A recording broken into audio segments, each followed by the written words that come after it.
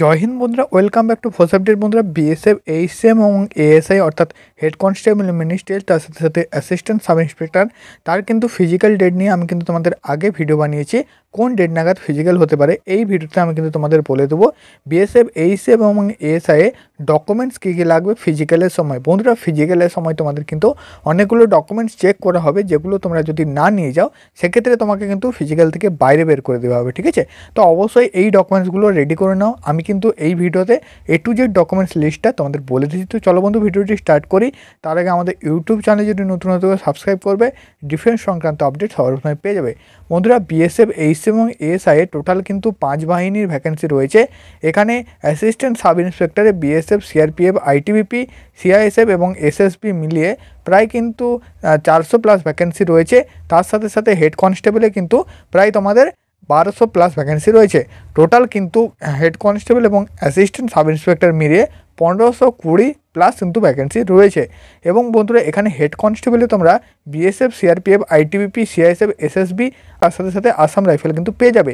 বন্ধুরা, তুমি সিলেকশন নেওয়ার পরে তোমার যে কোনো একটা কিন্তু ভ্যাকেন্সিতে তুমি কিন্তু সিলেক্ট হবে। ঠিক আছে, এবং তোমার স্বপ্নটা পূরণ করবে। বন্ধুরা, এখানে যেহেতু ফেজ 1-এ অর্থাৎ প্রথম ফেজে তোমাদের রয়েছে ফিজিক্যাল স্ট্যান্ডার্ড টেস্ট অর্থাৎ পিএসটি, প্রথমে কিন্তু রানিং করানো হবে। তার আগে কিন্তু হাইট, ওয়েট, চেস্ট এগুলো কিন্তু মাপা হবে। তারপর কিন্তু ফিজিক্যাল এফিসিয়েন্সি টেস্ট অর্থাৎ রানিং করানো হবে।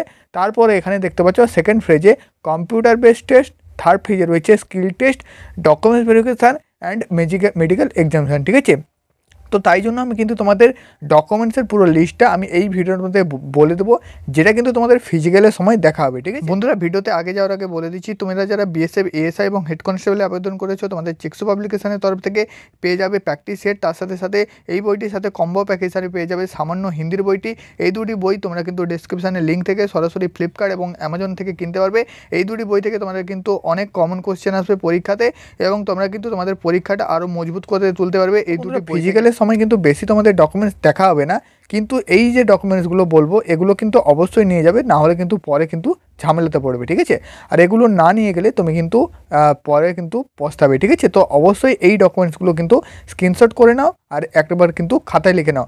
বন্ধুরা, এই যে পিডিএফটা এটা কিন্তু আমি তোমাদের হোয়াটসঅ্যাপ গ্রুপে দিয়ে দেবো। হোয়াটসঅ্যাপ গ্রুপে কিন্তু জয়েন হয়ে যাও। বিএসএফ, এইচএম এবং এএসআইয়ের হোয়াটসঅ্যাপ গ্রুপ করা আছে, সেখানে কিন্তু তুমি জয়েন হয়ে যাও, লিঙ্ক ডেসক্রিপশানে।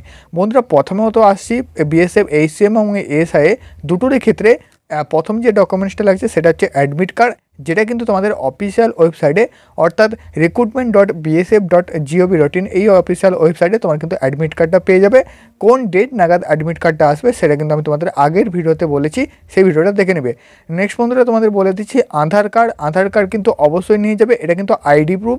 আধার কার্ড যদি না থেকে থাকে তুমি কিন্তু প্যান কার্ড, ড্রাইভিং লাইসেন্স বা অন্যান্য যে আইডি প্রুফগুলো হয় সেগুলো নিয়ে যাবে। নেক্সট তোমাদের বলে দিচ্ছি 3 নম্বরে আসছি ডোমিসিয়াল সার্টিফিকেট।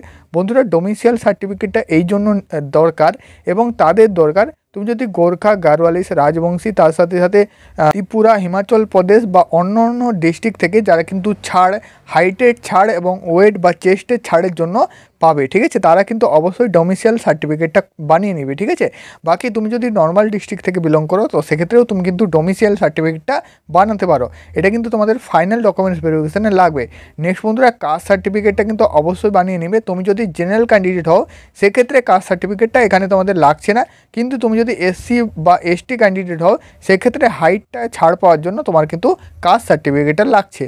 এবং তারপর বলে দিচ্ছি, তুমি যদি 10 বা 12-এর ওপরে, এখানে যেহেতু তোমাদের ভ্যাকেন্সিটা থাকছে তো অবশ্যই 10 বা 12-এর মার্কশিটটা কিন্তু নিয়ে যাবে।